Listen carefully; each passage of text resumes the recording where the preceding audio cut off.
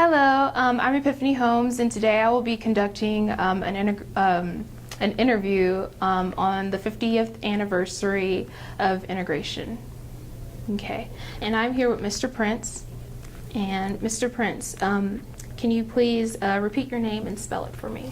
My name is Prince Bowens, Prince Bowens. Okay, thank you. And what was your date of birth? 12/12/1949. Okay. And where were you born? I was born in Myrtle Beach, right on 10th Avenue. Actually, the hospital that was on Kings Highway back then, but yeah, we lived on 10th Avenue. It's called 10th Alley back then. And where do you live now? I live on Dunbar Street, in an area called the Hill, Booker T. Washington section. Okay. And what are your parents' names? My mom was Frances Bowens, and my dad was Prince Bowens. And how many siblings do you have? None. I'm an only child. Only child like me? Okay. And how long have you lived in Myrtle Beach prior to 1965? Oh, well, I was born here, so we 1949. So we lived in 10th Alley then, and moved on the Hill in 1959. And do you have any grandchildren or children of your own? I have two children, two girls, Kashiba and Kamara, and I have two grandchildren, Alexia, which is in 9th grade here, and Jasiri, he's in 11th grade. I think I know Jasiri. Okay. And what schools did you attend prior to 1965? Let's see, at 1960, Carver Elementary, which was all black elementary school, and then we were bused over to Whittemore High School in Conway, which was an all black high school. Was that far? That sounds far. That's 14 miles. Yeah. Yeah. How did you get to those schools? You were bused over, you said. Yeah, we rode the bus from Carver to Whittemore. Basically late about every day. You know? Oh. And how long before the actual day in January did you know that you were going to be integrating into Myrtle Beach High School? I didn't know probably till it was in sometime in December. Probably latter part of December. Was there like a selection process for that? The NAACP, they were one that were in charge of it, and I guess they had talked to the different parents about integrating and what if their child would be willing to go. And so I think that was the process. They would ask each parents if their child was willing to go to integrate Myrtle Beach High School, and so not too many wanted to go because especially the guys, they were in the sports, you know, playing football at Whittemore, and well, I was on the band at Whittemore, but my mom said we're going to do it, so. So you were willing to go. Yeah.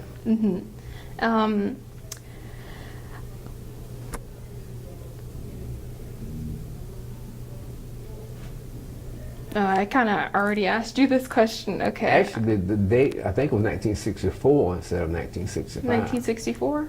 Oh, okay. January of 1964. Okay. Okay, I'm going to start over. Well, we'll start the next question over. Sure. Okay. Did many people around Myrtle Beach know about the date? Did they think was it big news? No, it wasn't. No. No, I think maybe some of the parents that were asked whether their child could participate, or the members of the NAACP, the students, we didn't know much about it. We didn't hear anything about it until, I guess, our parents were asked for us to go. I didn't know about it until that time, you know. So no, it wasn't. It was kind of hush hush. What was the feeling in the African American community? Was there any excitement or? I guess they were mixed.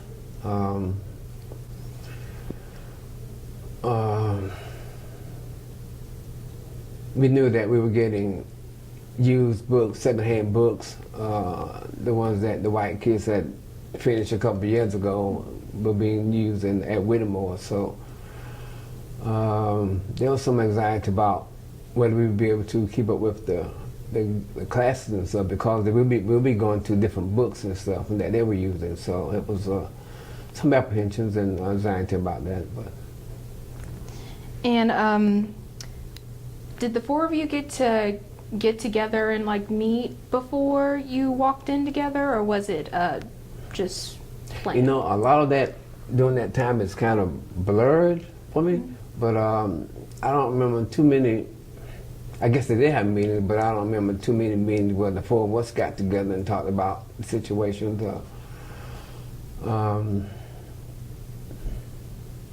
I guess the parents, the adults, had a lot of meetings about it, but no, not the kids. Did you guys get to visit the school before you went? No. Okay. What did your grandparents or your parents or your friends say about the big day? There was not too. I think.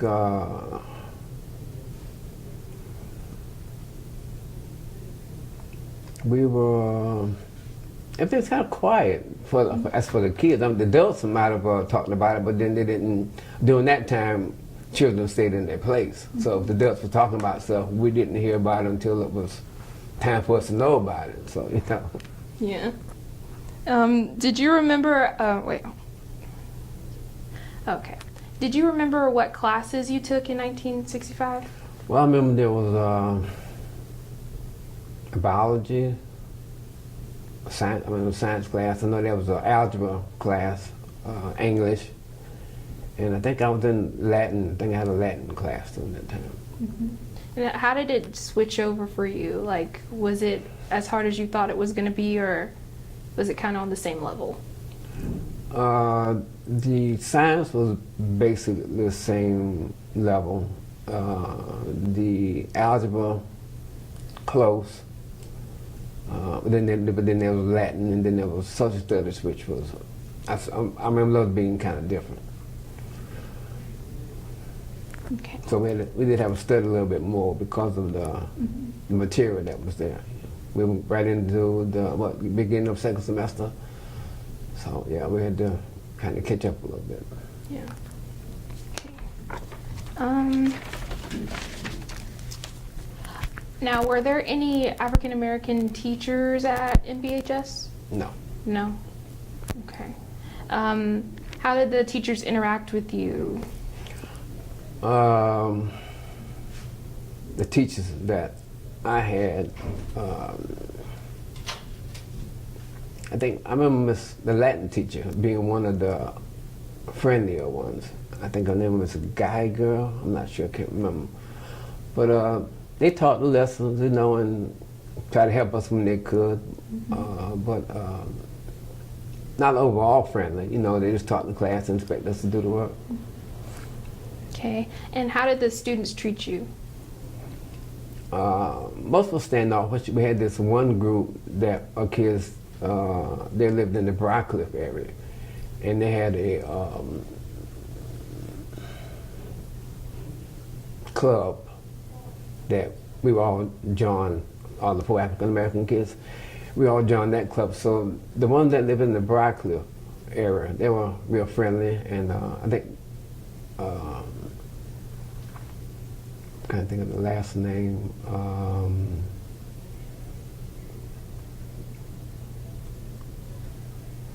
I can't think of the names now, but there were different religions. I think they was going to India back and forth and stuff for religious experiences and stuff.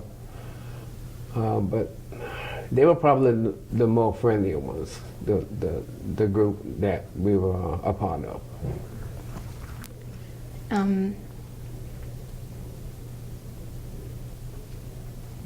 Did any of the Caucasian students go out of their way to be friendly, or? Besides that group, there were a couple. I remember one kid had a motorcycle. I guess he was 11th up, and he offered me a ride on his bike. You know, it would take me home on the bike and stuff. But there were a few here and there.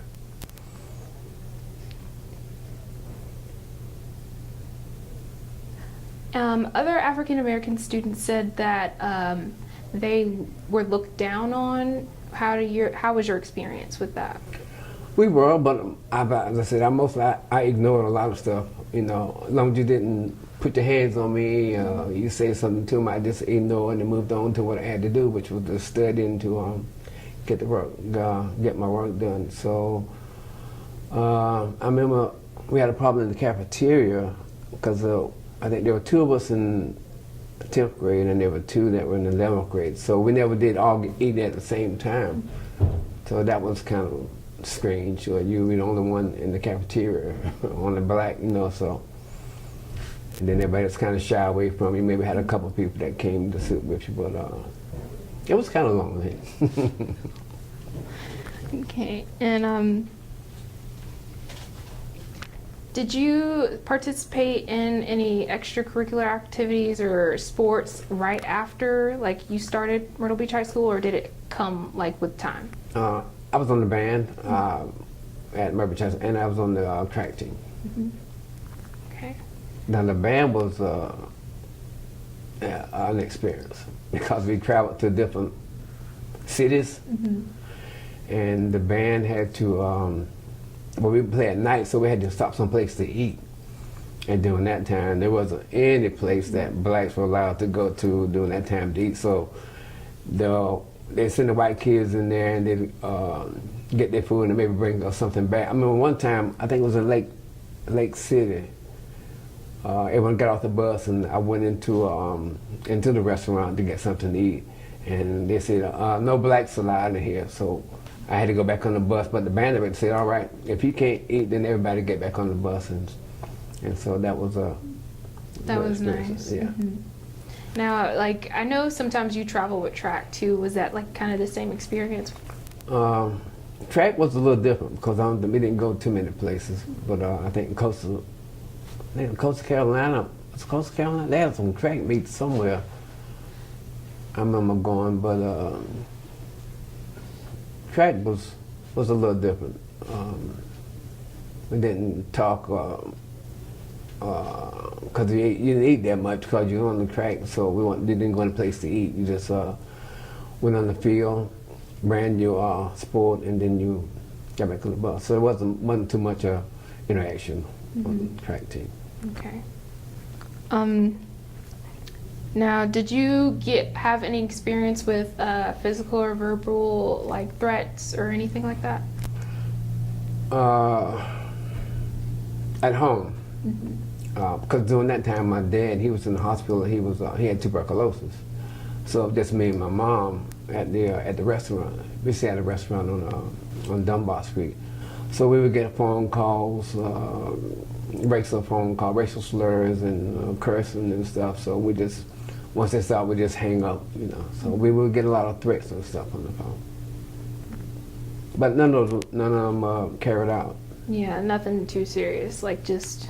I just basically verbal threats and slurs. Yeah. But my mom, she was tough.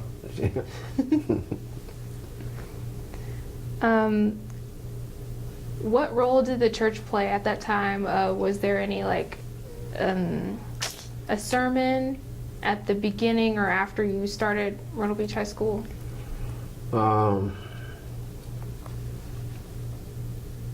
I don't remember. I know they had an NAACP meetings, but I don't remember much of anything with the churches. But I'm sure there had been, but I just don't remember. Okay. Now, how long was it before more African Americans started to come into Myrtle Beach High School? 4 of us came in January, and then I think none others came until August of that next school term. So was it fully integrated by then? No, there were a few kids that were, let's see, they said they had to integrate Myrtle Beach High School, but they could still go to Whittemore High School, but they would have to provide their own transportation. So some kids drove and provided transportation, then others had to come to the high school. Okay. It wasn't something that most of them wanted to do because they missed their friends, you know, and they wanted to play football, play sports over there, so it was. And I know it got more violent once the more African American kids came in September. So they wanted to stay away from kind of like the violence and the...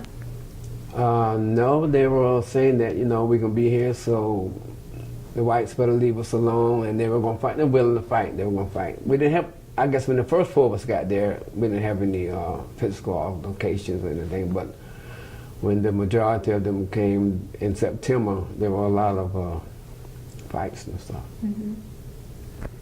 Okay, and do you feel that the local integration I'll start that over again. Do you feel that the local integration helped or hurt your grades? I guess it's mixed, because you got new books and new material that you didn't have coming from Whittemore. So you had to study a little harder, and then you didn't really have someone that you could go to explain this or explain that you felt comfortable with. So a lot of stuff you had to do on your own. Yeah. Okay. How do you feel about the state of education today? Today? Mm-hmm. Wow. Well, I've been in the education system now for about 12 years. If I look back to where I started, when it was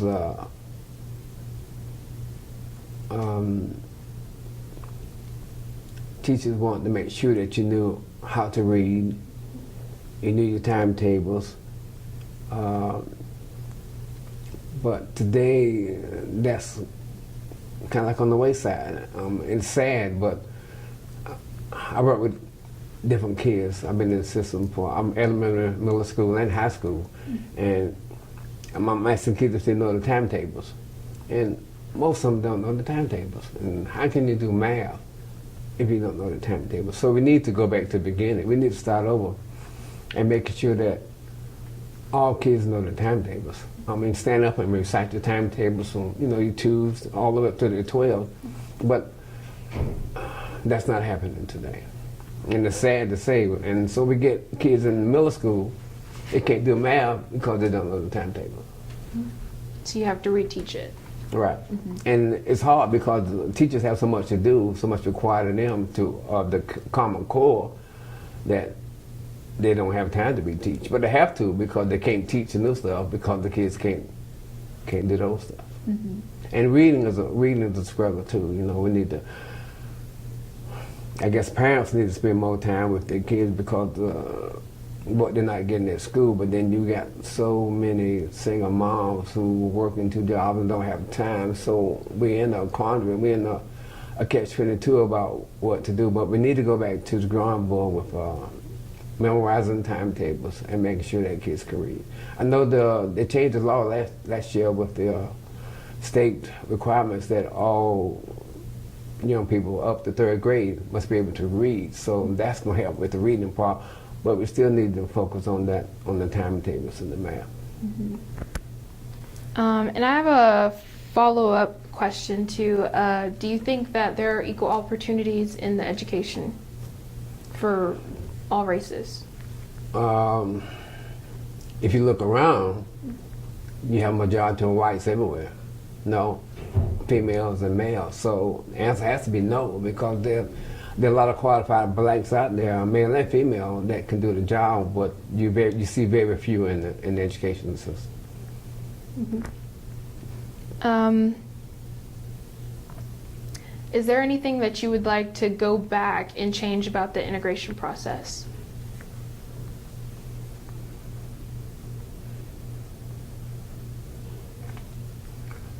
Well, if you did that, then you have to go back even farther. Mm-hmm. So, but the process was, I guess, for the times, it worked, and there was a lot of violence during that era. Marches, the Ku Klux Klan was still active. People were afraid. afraid to vote. Teachers were afraid to vote because of what the system would do. You know, if you were a teacher and most of them didn't want you to vote because if you were a teacher, then you could lose your job. But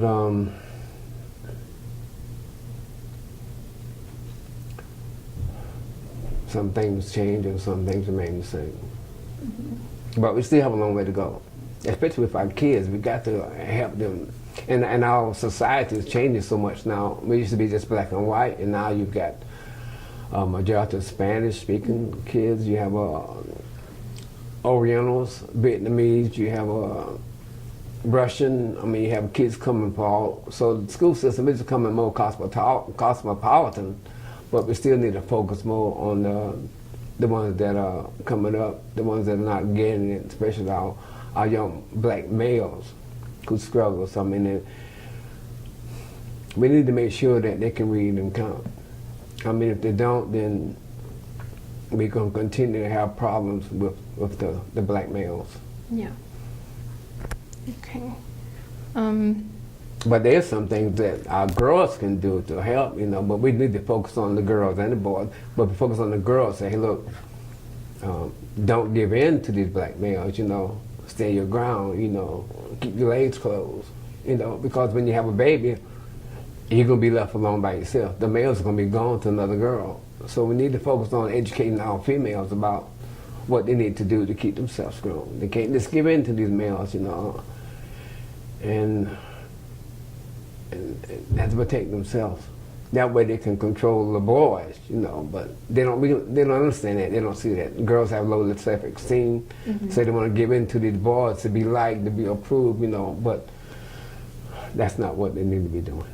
And we need to be focused on explaining that, you know, be proud of yourself, what you're going through, and don't just give in to these boys. You have a lot to be proud of. You have a lot to do, and you can't just give in and have babies in 9th, 10th grade, and next thing you know, your life is messed up. You know, how can you raise a child? You need to be in school. So there's some things that we still need to do. Yeah. Okay.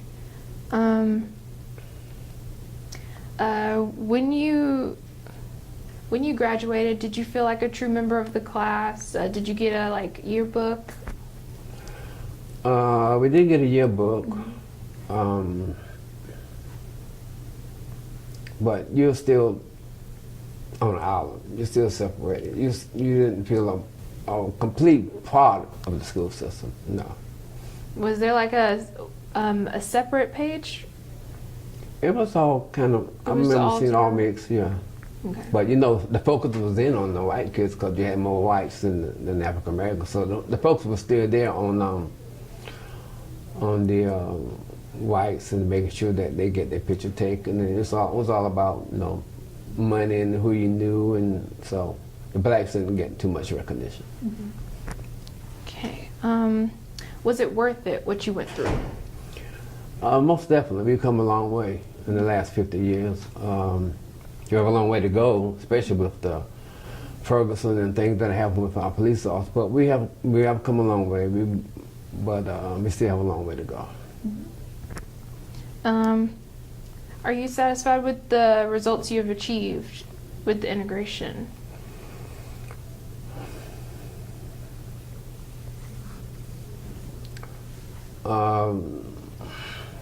Yes and no.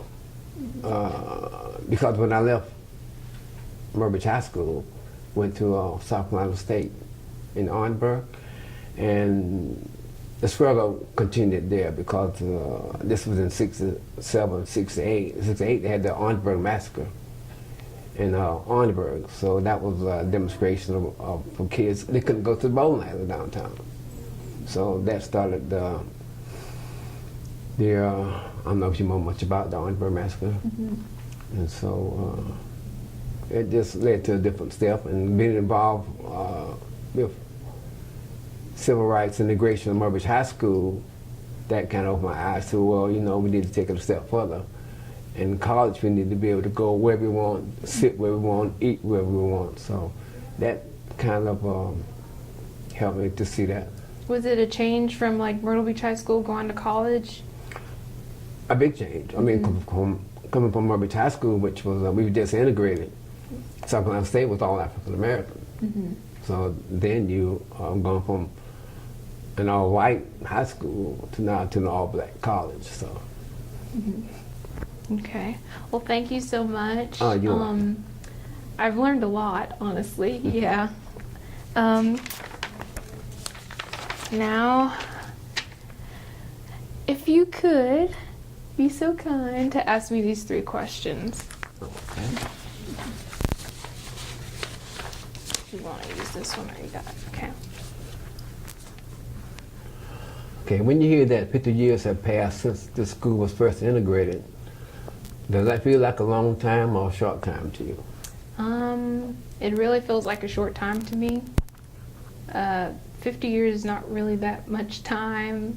It's the average like lifespan of one person is like maybe 80, 90 years old. 50 years is not really a lot. It's like maybe half or a little bit over their life, so no.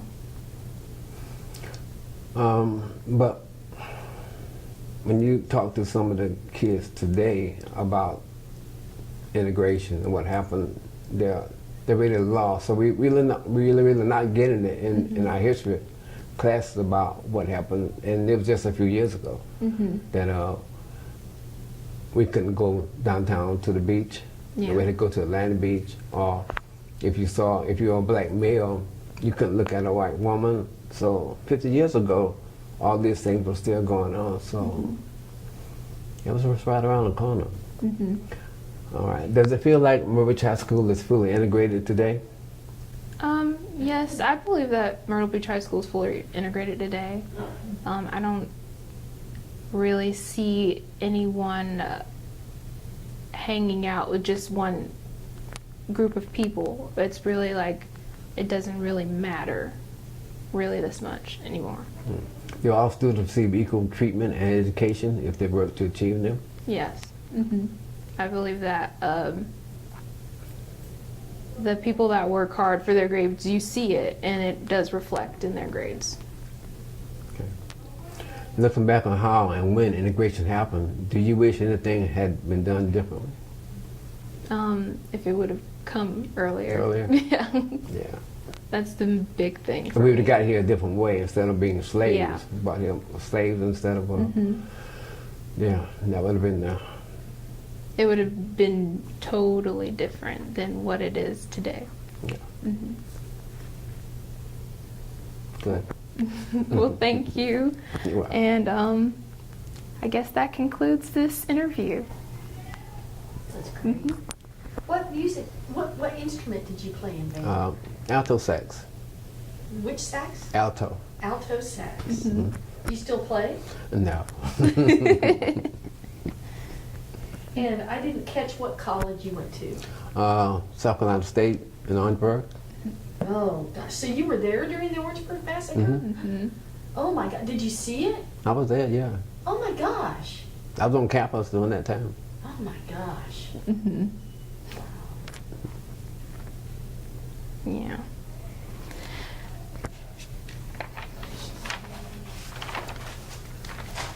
Anything you want to ask me that's not on the paper? What's your major? What high school? So what do you think? What's grade are you in? Oh, 12. So what do you think about going to when you get to college? What's your major? I'm thinking of going to Columbia College. And major in Psychology. psychology? Oh, okay. Actually, that's the field I'm working in now. Really? Yeah, I'm a behavior interventionist. RBHS, you know, Miss Latoya upstairs. Oh, okay. Yeah, I we're get what you're saying. Yeah. behavior counseling service with the kids. Yeah, I like that. That's good. So that'd be something you could Yeah. get into once you get in. I know. I'm kind of leaning towards child psychology actually too. Okay. Yeah. Well, a step would be getting a degree, maybe applying for a school, Yeah. get some experience with that, and then, yeah. Yeah. I wanted to go like I guess maybe intern somewhere and like watch them as they do stuff. Yeah, Yeah. that could be the school would be an ideal place. Yeah. You could come in and work there. And I just finished my master's Oh. in hospital care management. That gives me hope at age 52. Yeah, just finishing Yeah. finishing July this Oh year. my gosh! Congratulations. Congratulations. It was tough, especially Yeah. online. A lot of reading. Was it Webster University? University of Phoenix. Oh, okay. Cool. I took some pictures. Is that okay? I Yeah. mean, I might use Yeah. one in my book. It's okay. Okay. So if you don't mind, I'm going to get a little bit closer one. That's awesome. So you're a Vietnam vet too? Mm-hmm. Yeah. Wow. Kind of busy life. I know. I know. My grandfather was in Vietnam. You was? He doesn't talk about it much, so I don't really know much about it. Ask him if he's getting his benefits. If he gets what? His benefits. His benefits? Vietnam benefits. Because all Vietnam veterans now, even if you step 1 foot in Vietnam, you can qualify for a certain amount of disability that he can get. I don't know whether he's getting. I just got mine this year. I didn't know about it, but yeah, there's some money that you can get Oh, okay. because if you've been to Vietnam. If he hasn't, you need to look into it. Yeah. One of the saddest racism stories I heard while doing this book was from Chief Harold Hatcher, the chief of the Waccamaw Indian people. And he went off and was in the Army for 20 years. He's about your age. And he came home here to Myrtle Beach after fighting for his country and went to Mammy's kitchen to eat with a white woman and was pretty much asked to leave and called the N-word, and it just floored me. Did you experience any of that when you got home from fighting for your country? Oh yes, we all the Vietnam veterans. When we got home, we were not liked. It's disgusting. They didn't want to give us the benefits that to us. They didn't like us. They didn't want us to be there. They took it out on us coming back to the States. That they just pledged for the Vietnam War. You know, it was not our fault. We went there to fight. You know, so yeah. But only recently I've seen a change the Yeah. last year or so about Vietnam veterans. They're Like being a more few years respected. back. You felt the change in the mood about it? Yeah, Yeah. a few years back, didn't Yeah. they just give medals to some Vietnam soldiers who earned them and didn't get them back then? Probably so, think and so. we didn't get a recognition until I think I've got more thank yous and proud that you were there the last year or so than I have in the last. Well, it's been what 40 years. It's amazing. Only recently. When they had all the sit-ins and the demonstrations about the Vietnam War during that time, so everyone was against it. The American people was against it, even You against can be it. against the war without being against the soldiers. No, Yeah. they were against the soldiers too. And then because a lot of guys went there, they got hooked on drugs, on their heroin and stuff. So when they came back, there was no counseling service for them. They just sent them right back on the street, you know, and that didn't help. They got more addicted to drugs because what was over there was so powerful that when they got here, the little stuff that was here wasn't strong enough, so they had to get stronger stuff, stronger and stronger. So and then didn't have any money, so it was a lot of crime and drug dependency during that time. But no, we were highly despised when we came back from Vietnam. When you came back, you didn't want people to know that you were in Vietnam. I'm sorry. It's awful. Yeah. And thank you for your service. Yes, thank you. We get a lot of that recently, and that's good. You know? All right. Well, that was amazing to witness. Thank you. My book comes out in July. July? I'll be sure to let you know there on Facebook. Okay. Yeah.